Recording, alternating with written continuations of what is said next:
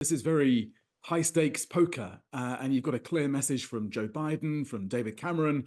You heard it there from Ehud Olmert, the former Prime Minister of Israel, that it is time to step back from the brink to avoid any escalation. Saturday night was an exceptionally fragile moment, and we're in new, dangerous terrain. I think there are probably three different scenarios at the moment. One is that we get further miscalculation.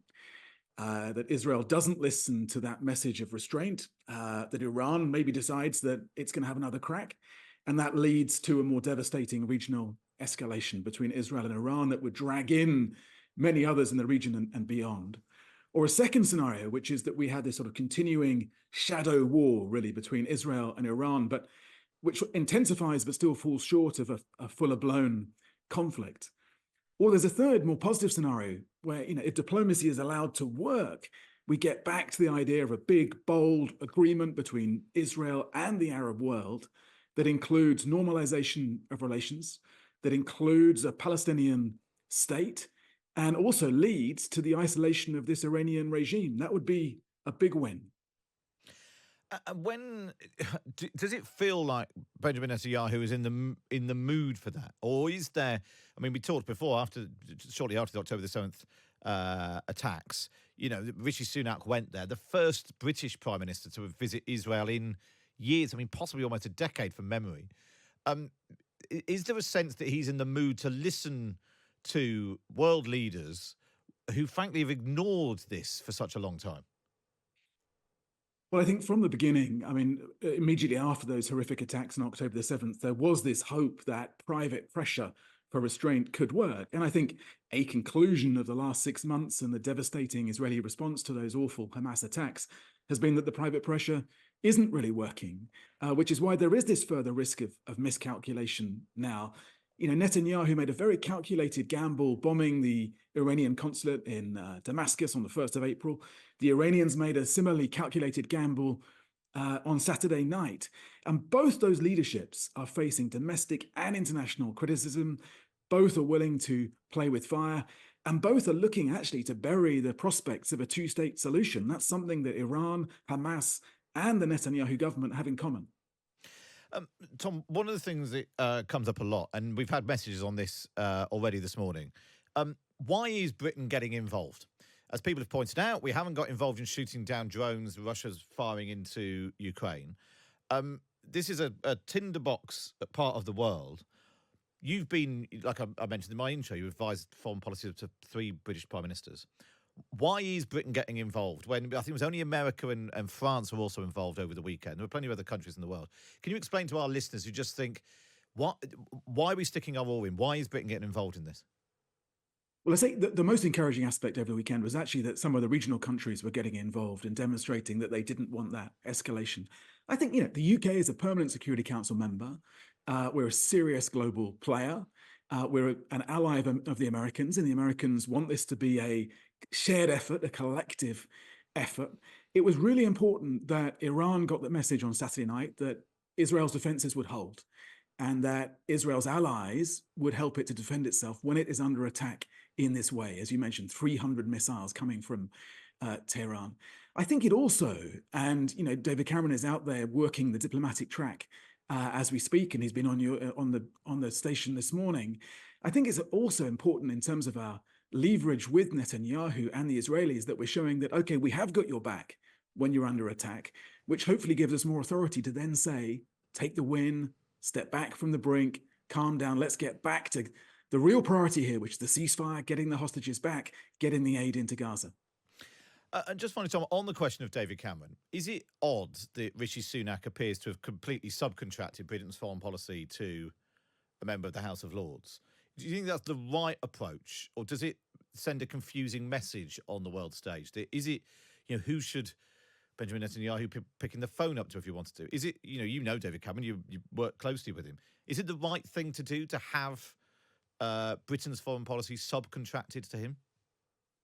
Well, the foreign secretary, the foreign minister always plays the lead role in the day-to-day response to what's going on in the world. The PM is going to the House this afternoon and on the current status of the crisis. I think David Cameron has the networks. He's got the heft. He's got the influence. He knows the subjects. This is a very, very complex crisis, but it's not his first rodeo. So I don't think the world is confused by that. I think it's quite reassured that Britain is back at the table and part of the solution to these problems rather than being part of the problem.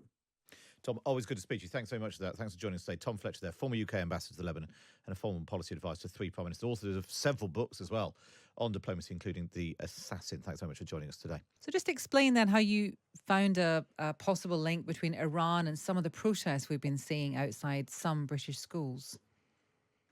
Well, I think the link in terms of the schools is more mood music, and the specific link is very much with the cinema protests in 2022. Iran has sought to lead British Islam and to lead it on the issue of blasphemy, and we detail that going right back to the Rushdie affair in 1989, and I think we've got a problem on the issue of blasphemy. It's translated into threats and intimidation, and really the view that people can get their own way if they put large numbers on the streets or outside the school gates. And we don't really seem to have a strategy to deal with that. And we've traced those protests, certainly in terms of the cinema protests, right back to Iran.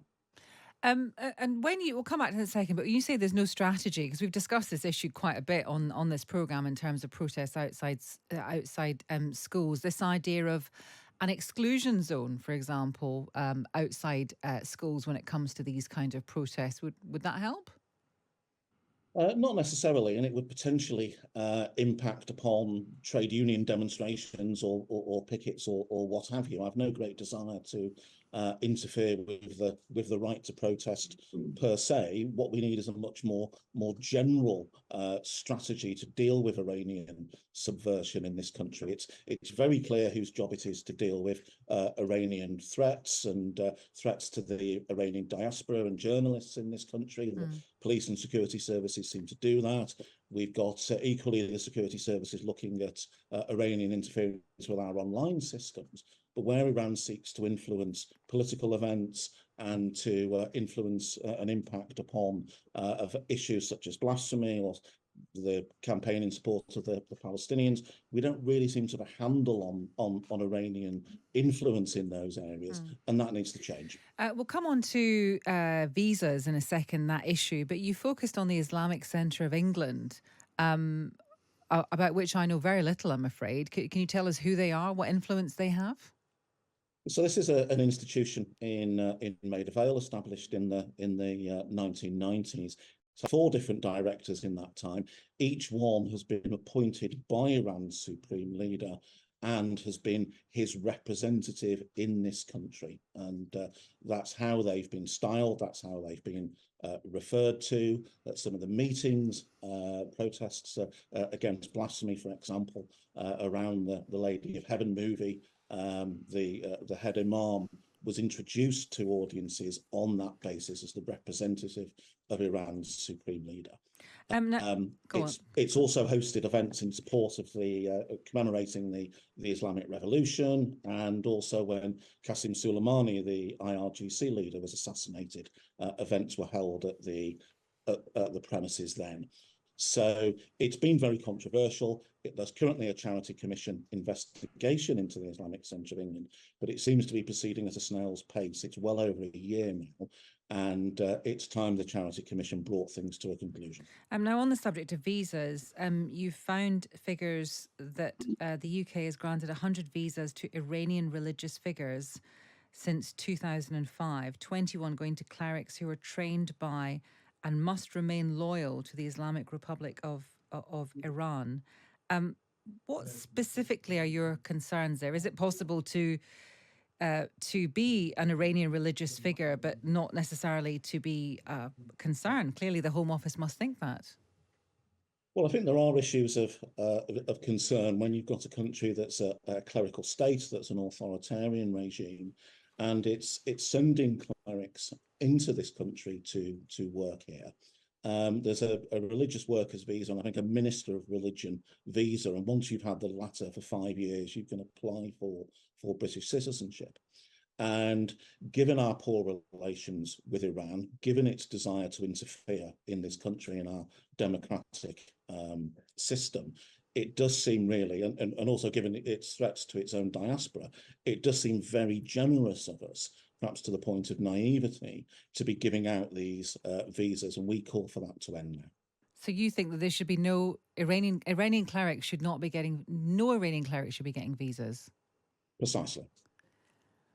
Okay, right. Well, we'll see what happens. That is Paul Stott, Dr. Paul Stott. He's the head of security and extremism at Policy Exchange. There's a very good piece about this by Matt Dathan, the Home Affairs editor of The Times, in the paper today.